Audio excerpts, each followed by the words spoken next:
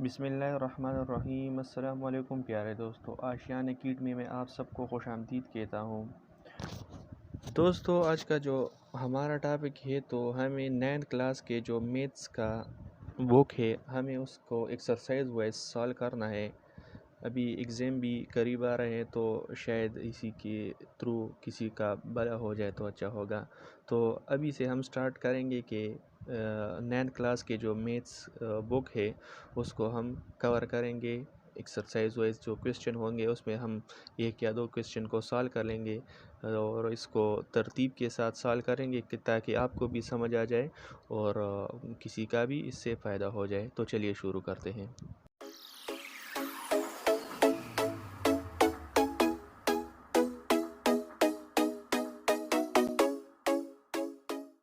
दोस्तों, 9th class के जो एक्सरसाइज नंबर 1.1 है उसका फर्स्ट नंबर क्वेश्चन से हम शुरू करते हैं। तो फर्स्ट नंबर क्वेश्चन में जो है उसमें हमसे मांगते हैं कि आप फाइंड कर ले कि आया जो गिवन मैट्रिक्स है इसमें कौन सा मैट्रिक्स हमारे पास स्क्वायर है और कौन सा मैट्रिक्स हमारे पास रेक्टेंगुलर है। तो स्क्वायर और रेक्टेंगुलर के लिए स्क्वायर मैट्रिक्स हमारे पास कब होगा? स्क्वायर मैट्रिक्स हमारे पास तब होगा जब उसके रो कॉलम के बराबर हो। रो जो होते हैं वो हमारे पास जो हॉरिजॉन्टल एलिमेंट होते हैं, हॉरिजॉन्टल लाइन जो होता है, हॉरिजॉन्टल लाइन पर जो एलिमेंट होते हैं इस तरतीब से उसको हम कहते हैं कि हमारे पास रो है। और कॉलम जो है वो वर्टिकल लाइन पर जो एलिमेंट होते हैं, वर्टिकल लाइन पर उसको हम कहते हैं कि ये कॉलम है जो इस तरतीब से लिखे होंगे। तो अभी हमारे पास जो गिवन क्वेश्चन है उसको हम सॉल्व करेंगे कि आया ये हमारे पास स्क्वायर मैट्रिक्स है या रेक्टेंगुलर मैट्रिक्स है। तो एक्सरसाइज 1.1 का जो फर्स्ट नंबर क्वेश्चन है वो है कि ए मैट्रिक्स गिवन इज़ 2 3 0 5। ये हमारे पास एक मैट्रिक्स गिवन है और पूछते हैं कि आप फाइंड कर ले कि आया ये मैट्रिक्स हमारे पास स्क्वायर है या रेक्टेंगुलर है। तो अगर हम देखें तो इसमें हमारे पास रो जो है वो भी 2 है और कॉलम जो है वो भी 2 नंबर के है। तो row is equal to column. तो इसमें रो हमारे पास क्या है? कॉलम के बराबर है। तो ये हमारे पास स्क्वायर मैट्रिक्स है। तो फर्स्ट नंबर जो है ये स्क्वायर मैट्रिक्स है। अब सेकंड नंबर पर गिवन है कि b is equal to -5। b एक मैट्रिक्स है, उसमें गिवन है हमारे पास एक एलिमेंट है -5। तो इसमें अगर हम देखें तो इसमें रो जो है वो एक है और कॉलम जो है तो उसको भी देखें तो वो भी एक है। तो row is equal to column. तो इसी वजह से ये भी क्या है? ये भी स्क्वायर मैट्रिक्स है। अब तीसरा जो सवाल गिवन है उसमें दिया गया है कि ई एक मैट्रिक्स है और इसके एलिमेंट है -3 और 4। तो फाइंड कर ले कि ये स्क्वायर मैट्रिक्स है या ये रेक्टेंगुलर मैट्रिक्स है। तो अगर हम देख ले इसमें तो ये रो जो है इसमें रो एक है और कॉलम हमारे पास 2 है। तो इसी वजह से row does not equal to column. So ये हमारे पास क्या? ये हमारे पास रेक्टेंगुलर मैट्रिक्स है। अब चलते हैं आगे। जो दूसरा नंबर क्वेश्चन है इसमें, तो क्वेश्चन नंबर 2 जो है वो पूछते हैं कि आप जो मैट्रिक्स आपको गिवन है क्वेश्चन नंबर 2 में आप उसके आर्डर फाइंड कर लें। तो आर्डर का मतलब ये है कि हमारे पास में कितने रो है और कितने इसमें कॉलम है। आर्डर का मतलब ये है, लेट्स सपोज हमारे पास एक जर्नल मैट्रिक्स है A is equal to ABCD। तो अगर हम देखें तो हमारे पास इसमें रो 2 है और कॉलम भी 2 है। तो इसकी आर्डर जो है ये 2 क्रॉस 2 है। फर्स्ट नंबर पर जो है ये रो है और सेकंड नंबर पर कॉलम है। तो इसकी आर्डर हम इस तरह से लिखते हैं कि 2 क्रॉस 2, मतलब जितने रो है उतने हमारे पास इसमें कॉलम है। तो जो क्वेश्चन गिवन है हमारे पास बुक में वो ये है कि A इज़ इक्वल टू 1 2 -1 3 4 2। ये एक मैट्रिक्स है और कहते हैं कि इसे देख ले कि इसमें हमारे पास रो कितने हैं और कॉलम कितने हैं। तो ये थोड़ा सिंपल सा तरीका है। इसमें हम क्या करते हैं कि पहले इसमें रो को काउंट कर लेते हैं। इसमें हमारे पास कितने रो है, 2 रो है, r इज इक्वल टू 2। और इसमें कॉलम को काउंट कर ले तो कॉलम इसमें कितने हैं, कॉलम इसमें 3 है, तो कॉलम इसमें 3 है। तो इसकी आर्डर जो बन जाएगी, आर्डर वो हो जाएगी 2 क्रॉस 3। तो आर्डर इसी तरीके से मालूम करते हैं कि एक मैट्रिक्स की आर्डर हम किस तरह मालूम है, तो सिंपल इसी तरीके से मालूम कर सकते हैं। अब दूसरा जो क्वेश्चन गिवन है वो है कि E इज़ इक्वल टू 3 2। तो इसमें कहते हैं कि इसका आर्डर मालूम कर ले, तो हम सिंपली इसको देख लेंगे, रो को काउंट कर लेंगे और फिर कॉलम को काउंट कर लेंगे और सिंपल इसका आर्डर लिख लेंगे। तो इसके रो जो है, रो हमारे पास कितने हैं, वो 1 है, और कॉलम कितने हैं, कॉलम वो 2 है। तो इसका आर्डर कितने क्या बन जाएगा, इसका आर्डर 1 क्रॉस 2 बन जाएगा। तो सिंपल इसी तरीके से हम इसके ऑर्डर मालूम कर सकते हैं। अब थर्ड नंबर क्वेश्चन जो है वो हमारे पास गिवन है कि एक मैट्रिक्स है, क्वेश्चन नंबर 3, एक मैट्रिक्स है A इज़ इक्वल टू 3 - 2 2 2 - 3 2 5 1 4 -4 0 5 6। अब ये मैट्रिक्स हमारे पास गिवन है और हमसे पूछते हैं कि आप क्या कर लें, इसमें जो एलिमेंट है A12 एंड A32, ये एलिमेंट जो है आप इसको फाइंड कर लें। तो इसको फाइंड करने का सिंपल सा तरीका है कि जो A12 में है, इसमें ये फर्स्ट नंबर 1 जो है ये हमें क्या रिप्रेजेंट करता है, ये हमें रो रिप्रेजेंट करता है, और ये 2 जो है ये हमें कॉलम रिप्रेजेंट करता है। A12 का मतलब ये है कि फर्स्ट रो में और सेकंड कॉलम में जो कॉमन एलिमेंट आता है आप उसको फाइंड कर लें। तो फर्स्ट रो हमारे पास ये होगी और सेकंड कॉलम, तो फर्स्ट सेकंड कॉलम हमारे पास ये हो गया फर्स्ट रो और ये हो गया सेकंड कॉलम। तो हम देख ले तो फर्स्ट रो और सेकंड कॉलम में हमारे पास 2 जो है वो हमारे पास A12 की जगह पर आता है। तो सिंपली हम इसको इस तरह लिख सकते हैं। अब सेकंड में हमसे पूछते हैं कि थर्ड रो और सेकंड कॉलम में जो एलिमेंट मौजूद है उसको फाइंड कर ले। तो ये हमारे पास थर्ड रो है और ये सेकंड कॉलम, तो इसमें जो एलिमेंट है वो क्या है, वो 1 है। तो सिंपल इसी तरीके से हम इसमें मालूम कर सकते हैं कि फ्ला मैट्रिक्स फ्ला एलिमेंट कहाँ पर है, by giving his row and column number.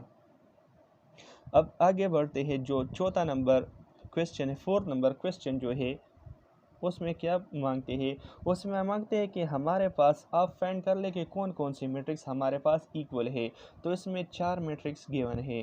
First number जो मैट्रिक्स है वो है 2 1 5 3, B is equal to 2 4 5 3, C is equal to 1 + 1 4 3 + 2 2 + 1, and D number जो है वो है 2 1 4 + 1 एंड 3। तो अब इसमें पूछते हैं कि आप फाइंड कर ले कि इसमें कौन कौन से मैट्रिक्स जो है वो इक्वल है, मतलब जिसके element, number of row, number of column and every element is equal to the other matrix elements. तो इसी तरीके अगर हम देखें तो ये हमारे पास 2 बन गया, ये 2 + 3 5 एंड 4 अपनी जगह 2 + 1 से हो गया 3। तो B is equal to C, इसमें ये दोनों मैट्रिक्स जो है इक्वल है।